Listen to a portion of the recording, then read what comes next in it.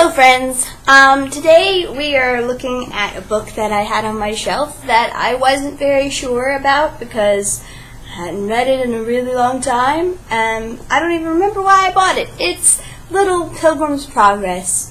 I remember my dad would read Pilgrim's Progress to me a lot, so I guess maybe I just decided I would buy Little Pilgrim's Progress out of nostalgia. We're gonna go with that.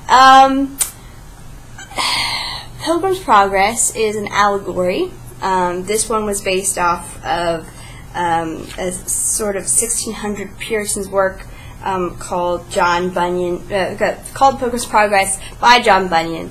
And this is Little Pilgrim's Progress, so it's for children to read and consume. So, Pilgrim's Progress, it's a Christian, as I said, it's like a Puritan work, so it's from a Christian perspective, and the main character is called Christian.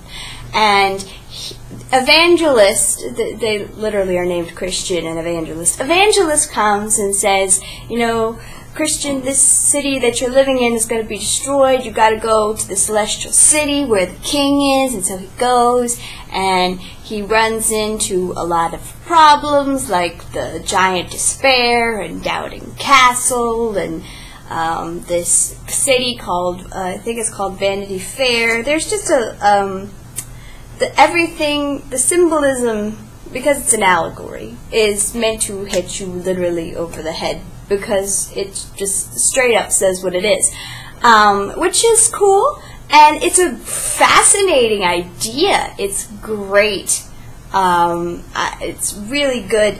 However, I expected, because this is a sort of rewrite, that Helen L. Taylor, who did the rewrite, in 1950, as opposed to 1600, I looked it up, I believe it was 1950 when she wrote this, I expected her to update it some and modernize it a little bit for, you know, our sensibilities.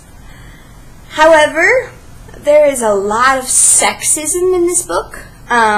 Just little comments, and I mean, it's not a lot, like, hit you over the head with it, but considering it is the first part of it is 200 pages-ish for children, there's quite a bit of sexism. Like, for instance, Christian, for no reason, says, oh, my mom would be super scared to walk through the lions, but I'm sure my dad would be super fine with it. I'm like, why? It wasn't even necessary for him to make that comment. It just was made. There's a lot of weird things in here. For instance, his mom has already gone to the celestial city, and that just really rubbed me the wrong way. She literally abandoned her child and husband to go to the celestial city. I know that, you know, she, in real life, she may have died or whatever. She may have, there could have been plenty of reasons for her to go and leave her kid and husband behind.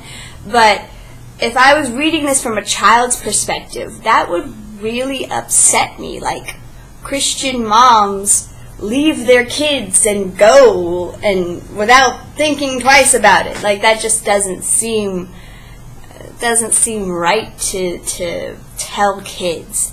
Another thing that doesn't seem right to tell kids is every single Christian person that you find, all the evangelist people, they are very grave, and they, you know, they don't smile.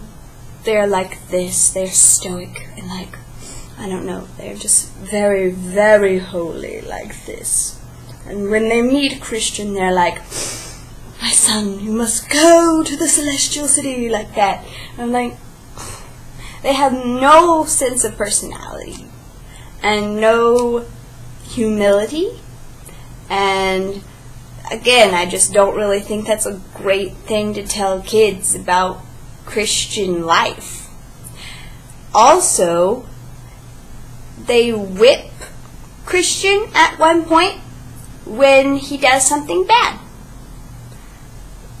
because he did something bad, they whip him, literally. And I'm sorry, I really didn't appreciate that. I'm all for disciplining children, but it just rubbed me the wrong way. This stranger, basically, whipping a child because of something that they did wrong, even though, again, this is not your kid. It's not really your duty to do that. So yeah, this book really rubbed me the wrong way. And it made me kind of angry, and I really appreciate the thought process behind it. I appreciate what John Bunyan was trying to do, and I think you can give him a lot more grace on things like this because, again, he was writing in the 1600s. But this one, written in the 1950s, has no excuse for these things, and I am annoyed by it. Sorry.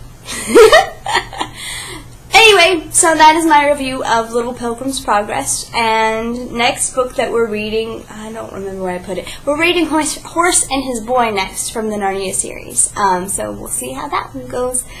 Bye, guys!